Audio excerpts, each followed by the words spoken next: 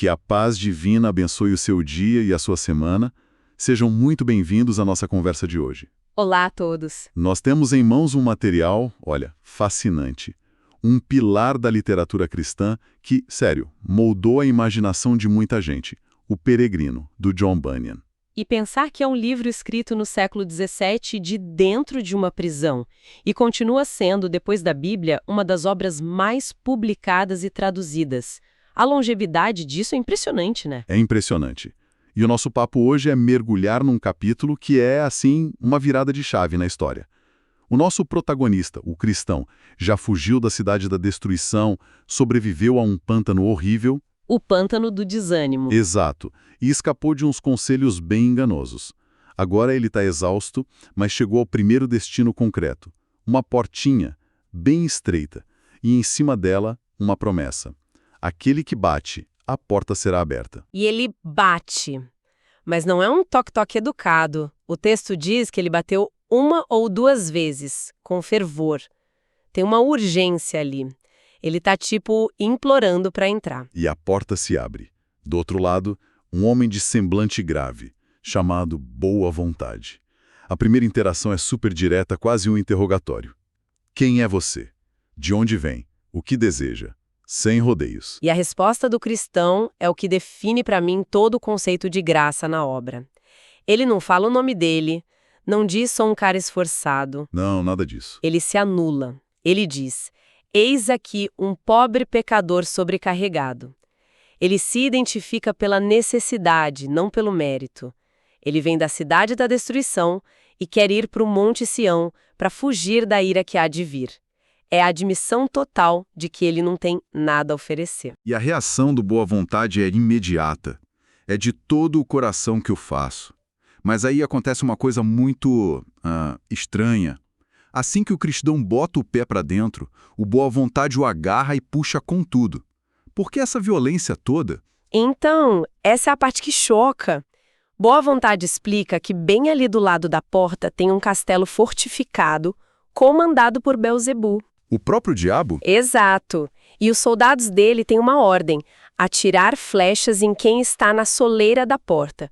O objetivo é matar a pessoa naquele exato instante da decisão. Nossa, que tenso. Quer dizer que o lugar mais perigoso da jornada é a própria porta da salvação. Eu sempre imaginei que o perigo vinha no meio do caminho, sabe? Mas faz todo sentido se a gente pensar nisso como uma alegoria, né? O momento da conversão, da entrega, é o ponto de maior ataque espiritual. As flechas são o quê? As dúvidas de última hora, o medo do que os outros vão pensar. O pecado que grita, você não é digno. Isso. A tentação de deixar para depois. É um bombardeio para impedir aquele passo final. A ação do Boa Vontade é proteção divina que nos abriga nesse momento crucial. Entendi. A ameaça de fora foi resolvida com esse puxão. Mas agora a conversa fica mais interna. O Boa Vontade pergunta para ele, por que você veio sozinho? Essa pergunta parece ter um peso, né? Tem um peso, sim. Porque a jornada, idealmente, não seria solitária. E aí o cristão precisa se explicar. Ele conta que a família, os vizinhos, não só não quiseram vir, como zombaram dele. E aí ele cita 2 que até tentaram ir junto, obstinado e volúvel. O obstinado, bom, o nome já entrega. Desistiu na primeira curva, xingando e voltando para a vida de sempre. Mas a história do volúvel é mais trágica, eu acho. É muito mais complexa. O volúvel começa super entusiasmado, falando das glórias do céu. Parece até mais animado que o próprio cristão.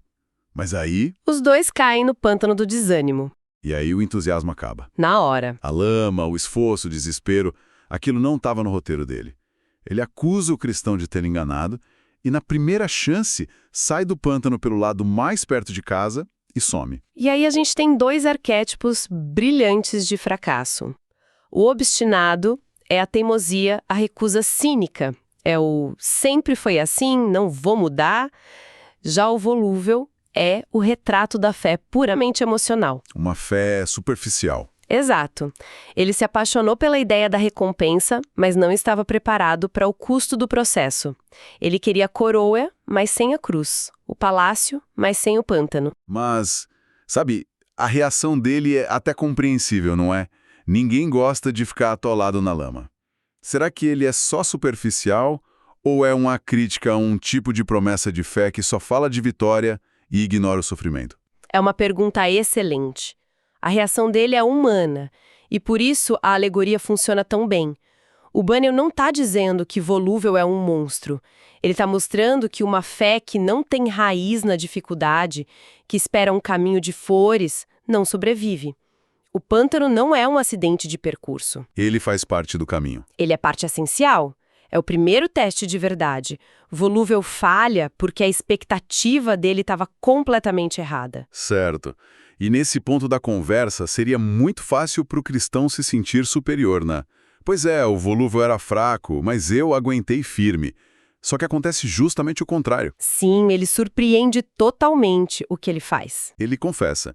Ele vira para o boa vontade e fala algo como: falei a verdade sobre o volúvel, mas agora preciso falar a verdade sobre mim, porque eu não sou nem um pouco melhor que ele. Ele admite que, logo depois do pântano, ele também se desviou. E foi um desvio muito, muito sedutor. Não foi uma queda óbvia, foi uma escolha que parecia inteligente. Exatamente. Ele encontrou um sujeito super educado. O senhor sabe o segundo mundo.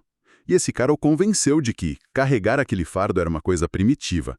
Ele ofereceu uma solução civilizada, procurar o senhor legalidade na aldeia da moralidade. A solução mais popular do mundo. É? Se livrar do fardo seguindo regras, sendo uma boa pessoa, de um jeito socialmente aceitável. Sem drama, sem porta estreita. E a profundidade dessa alegoria é imensa. O sábio segundo mundo é a lógica humana, o pragmatismo que diz que problemas espirituais se resolvem com bom comportamento. E o senhor legalidade é a religião baseada em obras. É a tentativa de se salvar pelo próprio esforço. Só que o plano dá errado. Quando o cristão se aproxima da casa do legalidade, ele precisa passar por uma montanha gigante. E a montanha parece que vai desabar em cima dele. Ele fica paralisado de medo. E essa montanha, claro, é uma alusão direta ao Monte Sinai, onde a lei foi entregue. Bunyan está dizendo que para quem tem consciência do seu fardo, a lei não liberta, ela esmaga. A percepção de que você nunca vai cumprir tudo perfeitamente só aumenta a culpa. Leva ao pavor, não à paz. Exato. E o cristão só volta para o caminho porque o evangelista, seu guia original, o encontra ali, o repreende e o aponta de volta para a porta. Então ele termina a confissão dizendo: eu só estou aqui por misericórdia, porque fui resgatado do meu próprio desvio. E a resposta do Boa Vontade a essa confissão é o coração de tudo. Ele não dá um sermão. Ele diz: não levantamos objeções contra ninguém. De modo nenhum são lançados fora. É uma citação de João capítulo 6. A mensagem é clara: a porta não se abre para os perfeitos. Uau! Ela se abre para os que admitem seus desvios, para os que reconhecem que são tão falhos quanto o volúvel. A humildade é a chave. Isso muda toda a perspectiva. Então agora ele está dentro, aceito não por ser forte, mas por ser honesto sobre a própria fraqueza. E agora? Qual a próxima instrução? Agora a jornada começa de verdade. Boa Vontade aponta para um caminho e descreve de um jeito bem específico. É reto como uma régua. E o aviso é fundamental. Muitos outros caminhos vão cruzar com este, mas eles são sinuosos e largos. Você vai saber que está no caminho certo porque ele é reto e estreito. A imagem é forte. A retidão e a estreiteza como sinal de autenticidade. Mas ainda tem um problema prático, não tem? O fardo. O fardo. A razão de toda a jornada ainda está nas costas dele. Ele pede ajuda para se livrar daquilo. E a resposta do Boa Vontade é, talvez, uma das lições mais difíceis do livro. Ele não tira o fardo. Ele diz: quanto ao fardo, contente-se em carregá-lo até chegar ao local da libertação, pois lá, por si só, ele cairá de suas costas. Peraí. Ele entra pela porta, é perdoado, é aceito e ainda tem que carregar o peso. Isso parece meio cruel. Qual o sentido de entrar se o problema principal não é resolvido na hora? Essa é a grande distinção que a lógica que Bunyan quer ensinar entre justificação e santificação. A justificação foi o que aconteceu. Ele entrou, foi aceito, é um evento instantâneo, pela graça. A santificação, por outro lado, É o processo de se tornar santo na prática. De se livrar dos fardos. Exatamente. E isso não é instantâneo, é uma caminhada. Então, entrar no caminho não remove os problemas num passe de mágica. A jornada no caminho é o que, aos poucos, nos liberta deles. É isso. Bunyan está dizendo que a liberdade do peso do pecado não é a condição para começar a jornada, mas a consequência de permanecer nela. O fardo vai cair, mas no lugar e na hora certa. Isso ensina paciência e confiança no processo. Que perspectiva. Muda tudo. Então, o cristão se prepara para partir, agora com uma direção, e recebe uma última instrução: procurar a casa de um homem chamado intérprete, que vai lhe mostrar coisas excelentes. E assim ele parte, sozinho, ainda com o fardo, mas agora ele não está mais perdido. Ele está no caminho. Foi acolhido pela graça, advertido dos perigos e recebeu a promessa de uma futura libertação. A aventura está só no começo. E é isso.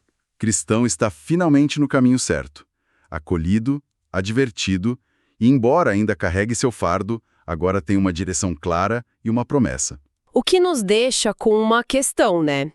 Boa vontade descreve o caminho como reto e estreito, em contraste com os muitos caminhos, largos e sinuosos.